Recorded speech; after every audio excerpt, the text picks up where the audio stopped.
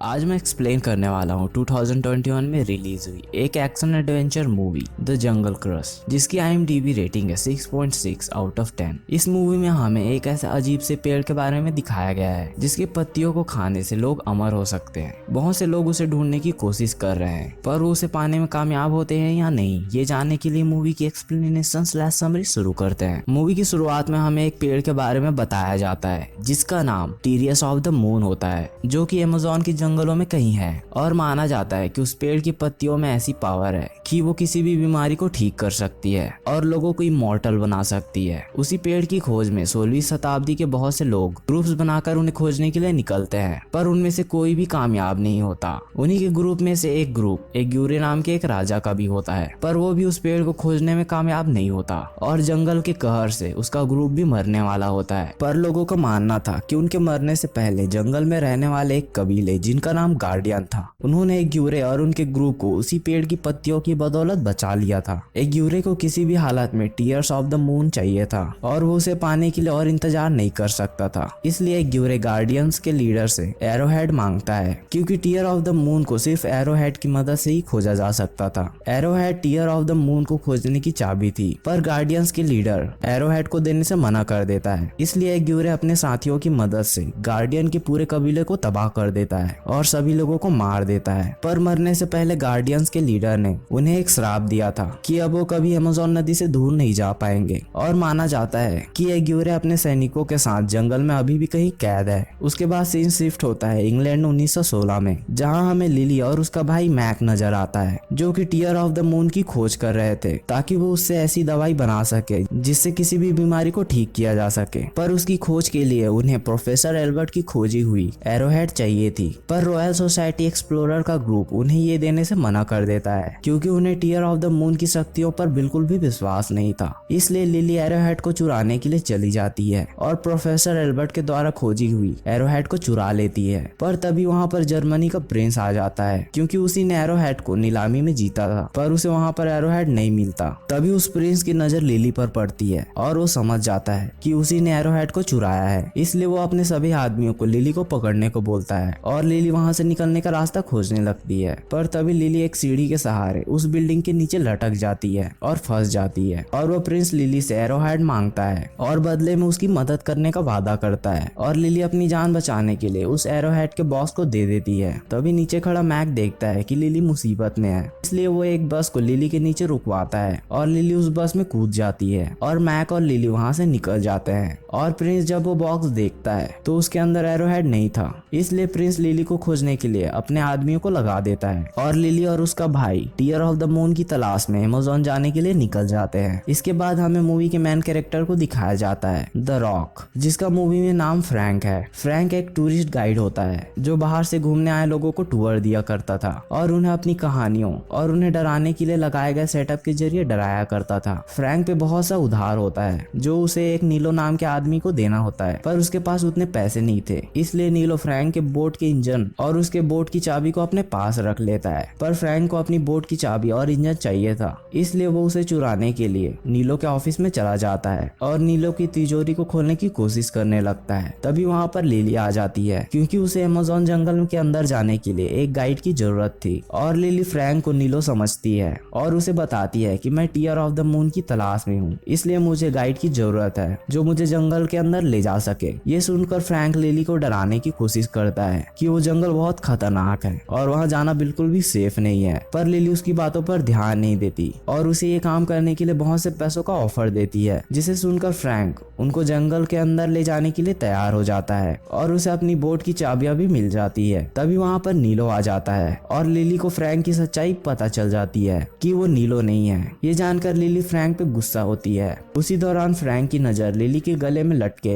Arrowhead पर पड़ती है, जिसे देखकर वो पहचान लेता है और लिली को अपने साथ चलने के लिए कन्विंस करने लगता है, पर लिली उसके साथ जाने के लिए तैयार नहीं थी क्योंकि फ्रैंक एक झूठा आदमी था। तभी वहाँ पर एक चीता आ जाता है जिसे देखकर सभी डर कर छुपने लगते हैं और नीलो चुपके से वहाँ से भाग जाता है, पर फ्रैंक उस चीते का सामना करता है और उसे डराकर वहाँ से भगा देता है। ये देखकर लिली डिसीजन लेती है कि वो फ्रैंक के साथ जाएगी क्योंकि फ्रैंक काफी बहादुर था। उसके बाद फ्रैंक अपने बोट में इंजन फिट करने लगता है। तभी हमें पता चलता है कि जिस चीते ने थोड़ी देर पहले हमला किया था वो फ्रैंक का ही पालतू है जिसका नाम उसने प्रॉक्सिमा रखा था। फ्रैंक ने लिली को इम्प्रेस करने के लिए ड्रामा किया था और अब लिली अपने भाई मैक के साथ वहाँ आती है। मैक अपने साथ बहुत सा सामान लाया होता है, पर फ्रैंक उसके एक्स्ट्रा सामानों को फेंकने लगता है जिसके कारण उन दोनों के बीच बहस होने लगती है। तभी लिली की नजर एक आदमी पर पड़ती है जिसने बहुत से पक्षियों को पिंजरे में बंद रखा था, इसलिए लिली उन्हें आजाद कराने के लिए जाती है, पर वो उसी प्रिंस के आदमी थे और वो लिली को पिंजरे में कैद करके अपने साथ ले जाने लगते हैं। वहीं दूसरी ओर नीलो के आदमी फ्रैंक के पीछे आने लगते हैं क्योंकि फ्रैंक ने नीलो के इंजन को चुरा कर बोट में फिट किया था, इसलिए फ्रैंक अपनी बोट लेकर वहां से निकल जाता है। पर तभी वो दोनों नोटिस करते हैं कि लिली बोट पर नहीं है, इसलिए फ्रैंक लिली को ढूंढने के लिए बोट से नीचे उतर जाता है। वहीं दूसरी ओर लिली चालाकी से अपने आप को आजाद कर लेती है और उन लोगों से फाइट करने लगती है। तभी वहां पर फ्रैंक आ जाता है और वो दोनों वहां से निकल जाते हैं और बोट तक पहुंचने के लिए फ्रैंक पानी में कूद जाता है, पर लिली को तैरना नहीं आता था, इसलिए लिली बोट तक पहुंचने के लिए एक रस्सी के सहारे लटकती हुए बोट में पहुंचती है और वो सभी वहां से निकल रहे होते हैं। तभी वहां पर वो प्रिंस अपनी सबमरीन से पहुंच जाता है और फ्रैंक की बोट पर गोलियां चलाने लगता है और फ्रैंक अपनी बोट को बचाने के लिए बोट को दूसरी ओर मोड़ता है, पर प्रिंस उनकी बोट को उड़ाने के लिए उन पर मिसाइल फायर करता है, पर फ्रैंक की बोट और मिसाइल के बीच एक घर आ जाता है, इसलिए फ्रैंक और उसके बोट बच जाते हैं और वो तीनों जंगल के अंदर जाने के लिए निकल जाते हैं। कुछ दूर आगे जाने के बाद लिली नोटिस करती है कि फ्रैंक बोट को गलत दिशा की ओर ले जा रहा है, इसलिए लिली फ्रैंक को मैप दिखाते हुए बोलती है कि हमें इस दिशा की ओर जाना है, पर फ्रैंक उसे बताता है कि ये रास्ता सेफ नहीं है क्योंकि इस दिशा में पानी का बहाव बहुत तेज है, पर लिली मानने को तैयार नहीं थी, इसलिए फ्रैंक अपनी बोट उसी दिशा में मोड़ देता है। वहीं दूसरी तरफ prince tear of the moon को खोजने के लिए एग्यूरे की मदद लेने का डिसीजन लेता है क्योंकि उसने सुना था कि एग्यूरे अभी भी जंगल में कहीं जिंदा है। अब हम देखते हैं कि रात हो चुकी है, इसलिए मैक्स सोने के लिए बोट के नीचे कमरे में चला जाता है जहाँ पर प्रॉक्सिमा भी एक पिंजरे में बैठी होती है। वहीं ऊपर फ्रैंक लिली से पूछता है कि तुम इतना खतरा मोल क्यों ले रही हो, और लिली बताती है कि मैं टीयर ऑफ द मून की खोज करके उसे मेडिसिन बनाऊंगी जिससे लोगों की जान बचाई जा सके। ये सुनकर फ्रैंक काफी इम्प्रेस होता है क्योंकि लिली इतना जोखिम अनजान लोगों की भलाई के लिए ले रही थी। तभी मैक भागता हुआ ऊपर आता है क्योंकि प्रॉक्सिमा उसके पीछे थी, पर फ्रैंक प्रॉक्सिमा को शांत कराता है। ये देखकर लिली समझ जाती है कि वो जानवर फ्रैंक का पालतू है और लिली फ्रैंक पर फिर से नाराज होती है क्योंकि फ्रैंक ने फिर से उसका विश्वास तोड़ा था। वहीं दूसरी ओर हम प्रिंस को देखते हैं जिसे बहुत ढूंढने के बाद एग्यूरे और उसके सैनिक मिल जाते हैं। वो सभी जंगल के बीच एक गड्ढे के अंदर बेलों से बंधे हुए थे। इतना समय बीत जाने के कारण उन सभी की बॉडी सड़ चुकी थी और वो प्रिंस उन्हें जिंदा करने के लिए उन पर नदी का पानी डालता है जिसके कारण उनमें फिर से जान आ जाती है, पर वो सभी किसी दैत्य की तरह लग रहे थे और प्रिंस एग्यूरे से सौदा करता है कि तुम मुझे वो एरो हार्ट लाकर दो और बदले में मैं तुम सभी के श्राप को खत्म करने के लिए तुम्हें वो टीयर ऑफ द मून के पत्ते दूंगा। और एग्यूरे अपने सैनिकों के साथ एरो हेड को ढूंढने के लिए निकल जाता है। वहीं दूसरी ओर फ्रैंक लिली को आगे जाने से मना करता है क्योंकि आगे पानी का बहाव तेज होने वाला था,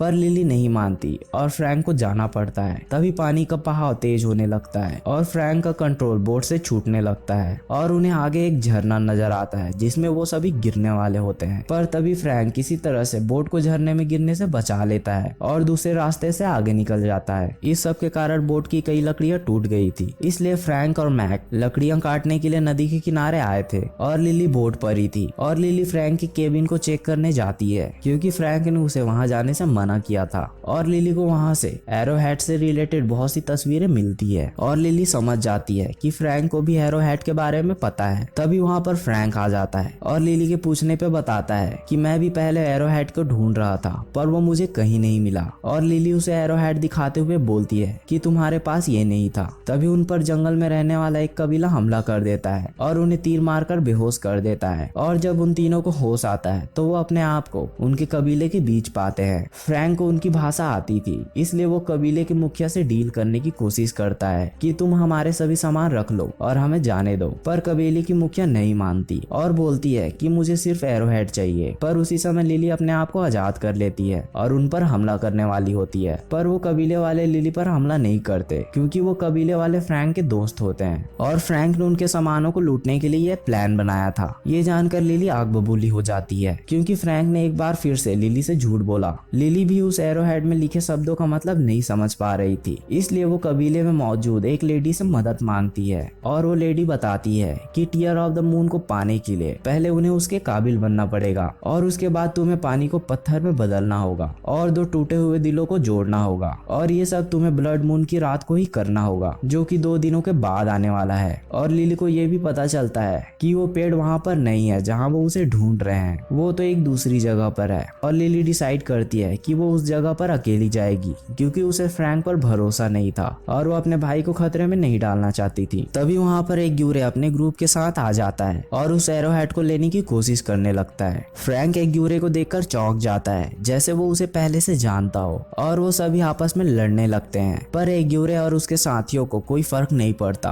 क्योंकि वो तो उस श्राप के कारण अमर थे। इसी बीच एक ग्यूरे का आदमी वो एरो हेड लिली से छीनकर एक ग्यूरे को दे देता है और एक ग्यूरे वहां से जाने वाला होता है कि फ्रैंक उसे पकड़ लेता है और उन दोनों के बीच लड़ाई होने लगती है। उसी बीच एक ग्यूरे अपना तलवार फ्रैंक के सीने में घुसा देता है, पर नीचे गिरते हुए फ्रैंक उस एरो हेड को ले लेता है और गिरते हुए उसे फेंक कर लिली को दे देता है और खुद पेड़ों से टकराता हुआ नीचे पानी में गिर जाता है। ये देखकर लिली इमोशनल हो जाती है क्योंकि फ्रैंक ने उसके लिए अपनी जान दे दी थी और वो लेडी लिली और मैक को बताती है कि तुम्हें नदी से दूर जाना होगा क्योंकि वो लोग श्राप के कारण नदी से ज्यादा दूर नहीं जा सकते। इसलिए लिली और मैक भागने लगते हैं, पर भागते समय मैक के पैर में चोट लग जाती है, इसलिए मैक लिली को भागने को बोलता है और लिली जंगल के अंदर चली जाती है। और श्राप के कारण एक ग्यूरे और उसके सैनिक नदी से ज्यादा दूर नहीं जा सकते थे, इसलिए वो लिली का पीछा नहीं कर पाते। पर एक ग्यूरे को आइडिया आता है कि हम भले ही जंगल के अंदर नहीं जा सकते पर वो प्रिंस तो जा सकता है, इसलिए एक ग्यूरे उनका लोकेशन बताने के लिए अपने एक सैनिक को बोलता है जिसकी बॉडी मधुमक्खी के छत्तों से बनी होती है और वो अपनी कुछ मधुमक्खियों को प्रिंस के पास भेजता है। वहीं दूसरी ओर लिली मैक को खोजते हुए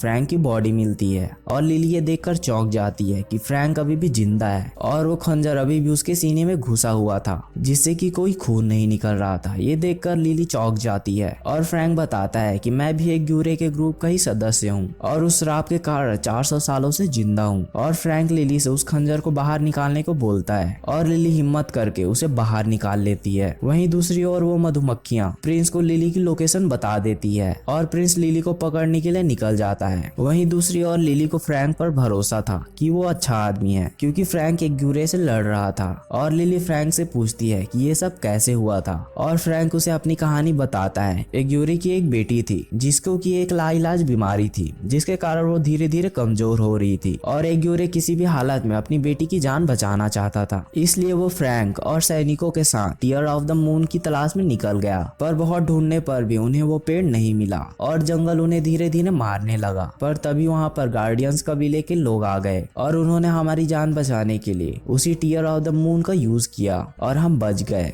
अब एक ग्यूरे बहुत खुश था क्योंकि अब उसे टीयर ऑफ द मून का पता चलने वाला था, पर एक ग्यूरे के अंदर सब्र नहीं था, इसलिए वो कबीले के मुखिया से टीयर ऑफ द मून का पता पूछता है पर वो बताने से मना कर देते हैं। इसलिए एक ग्यूरे गुस्से में आकर कबीले के सभी लोगों को मारने लगता है, पर फ्रैंक समझ चुका था कि ये गलत है, इसलिए वो एक ग्यूरे का साथ नहीं देता और कबीले के लोगों को बचाने की कोशिश करता है। पर फ्रैंक उसमें कामयाब नहीं होता और उनका पूरा कबीला तबाह हो जाता है और उस कबीले का मुखिया उन्हें मरने से पहले श्राप देता है कि वो सभी ना तो नदी के पार जा सकते हैं और ना ही नदी के पानी से ज्यादा दूर जा सकते हैं। फ्रैंक और एक ग्यूरे काफी समय तक एक दूसरे से लड़ते रहे और उनकी लड़ाई का कोई मतलब नहीं था क्योंकि वो दोनों श्राप के कारण अमर थे। इसलिए फ्रैंक ने उन सभी को रोकने का एक प्लान बनाया और जंगल के बीच एक गड्ढा खोदकर एक ग्यूरे और उसके सैनिकों को फंसा दिया। नदी से दूर होने के कारण जंगल उन सभी को अपनी शाखाओं में जकड़ लेता है और वो ऐसे ही 400 सालों तक कैद थे। यही कारण था कि फ्रैंक भी नदी से ज्यादा दूर नहीं जा पाता था। वहीं दूसरी ओर वो लेडी और मैक किसी सेफ जगह की ओर जा रहे थे क्योंकि लिली ने उसे सुरक्षित जगह जाने को बोला था। पर तभी वहां पर प्रिंस आ जाता है और मैक को पकड़ लेता है क्योंकि वो मैक के सहारे लिली को ब्लैकमेल करके उस एरो हेड को लेना चाहता था। वहीं दूसरी दूसरी ओर लिली फ्रैंक की सच्चाई जानकर उससे प्यार करने लगती है और फ्रैंक को भी लिली अच्छी लग रही थी। और लिली फ्रैंक से पूछती है कि टीयर ऑफ द मून मिलने के बाद तुम क्या करोगे, और वो बोलता है कि मैं इस श्राप को खत्म करके मरना चाहता हूँ, क्योंकि इतने सालों से जिंदा रहकर मैं बोर हो चुका हूँ। पर लिली उसे ऐसा करने से मना करती है। वहीं दूसरी ओर प्रिंस मैक को ब्लैकमेल करके पता लगा लेता है कि लिली कहाँ जा रही है और उन मक्खियों को भी मार देता है ताकि ये बात एक ग्यूरे को पता ना चले, क्योंकि प्रिंस उस पेड़ की पत्तियों को किसी और के साथ नहीं बांटना चाहता था। वहीं दूसरी ओर लिली और फ्रैंक उस पेड़ वाली लोकेशन पर पहुंचते हैं और पहली पहेली को सुलझाने की कोशिश करने लगते हैं, जिसमें कि उन्हें पानी को पत्थर में बदलना था।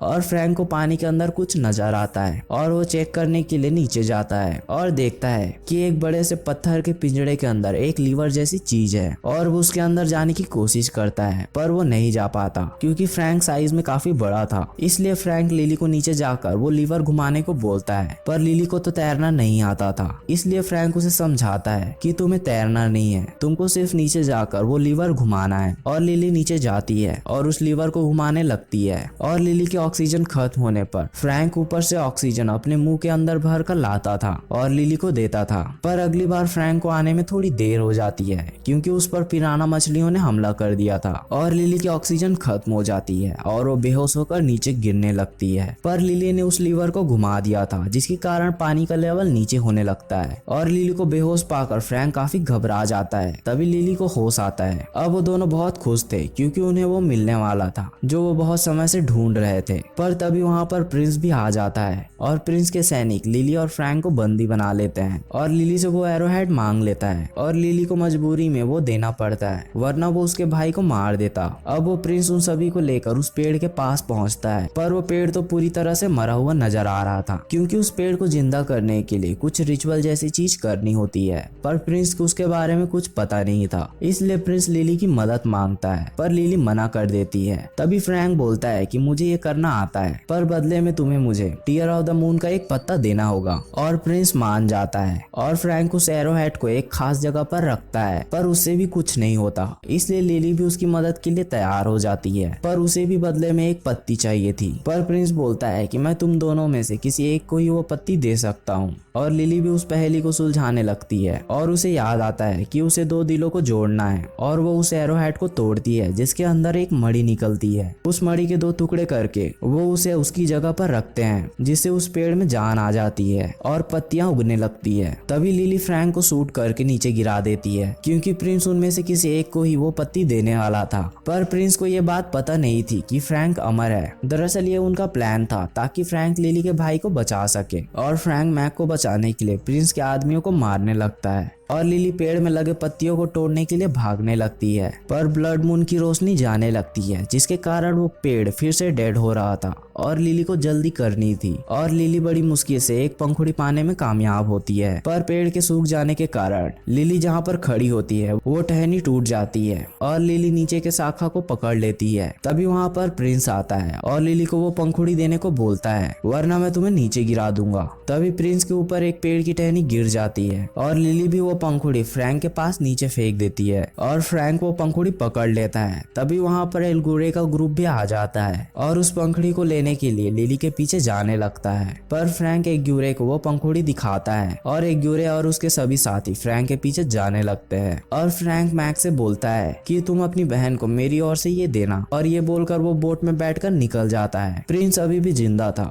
इसलिए प्रिंस मैक पर अटैक कर देता है, पर मैक प्रिंस को एक दीवार के नीचे दबा देता है जिसके कारण वो मारा जाता है। वहीं दूसरी ओर एक ग्यूरे और उसके आदमी फ्रैंक को पकड़ लेते हैं और देखते हैं कि फ्रैंक के पास तो वो पंखुड़ी है ही नहीं, क्योंकि फ्रैंक ने वो पंखुड़ी मैक को दे दिया था। ये देखकर लिली समझ जाती है कि फ्रैंक हमें बचाने के लिए अपना सेक्रीफाइस दे रहा है। दरअसल फ्रैंक अपनी बोट को उस जगह पर टकराने जा रहा था जहाँ से नदी में पानी आता है और ऐसा करने से नदी का पानी सूख जाता और वो हमेशा के लिए यहाँ पर कैद हो जाते, और होता भी ऐसा ही है। बोट उस जगह पर टकराती है और पानी आना बंद हो जाता जाता है और पानी का लेवल नीचे उतरने लगता है, जिसके कारण जंगल की बेलें उन सभी को अपनी ओर खींच लेती है और वो सभी पत्थर की मूर्तियां बन जाते हैं। ये देखकर लिली बहुत दुखी होती है और फ्रैंक को जिंदा करने के लिए उस पंखड़ी को उसके मुंह में रखती है, पर उसे भी ये पता नहीं था कि ये काम करेगा या नहीं, पर ये काम करता है और फ्रैंक फिर से ह्यूमन बन जाता है और उसका श्राप भी खत्म हो जाता है और वो सभी वहां से निकल जाते हैं। और जब ये बात रॉयल सोसाइटी के मेंबर्स को पता चलती है कि लिली ने टीयर ऑफ द मून को खोज लिया है, इसलिए वो सभी लिली को अपने ग्रुप में ज्वाइन होने का इनविटेशन भेजते हैं। पर लिली का भाई मैक वहां आता है और उनके सामने ही उनके इनविटेशन को रिजेक्ट कर देता है। वहीं दूसरी ओर लिली और फ्रैंक अपनी जिंदगी एक साथ बिताने के लिए बहुत खुश थे और इस तरह मूवी की हैप्पी वाली एंडिंग होती है। अगर आपको ये मूवी की एक्सप्लेनेशन स्लैश समरी अच्छी लगे तो प्लीज वीडियो को लाइक और कमेंट जरूर करें और चैनल को सब्सक्राइब करें। Thank you.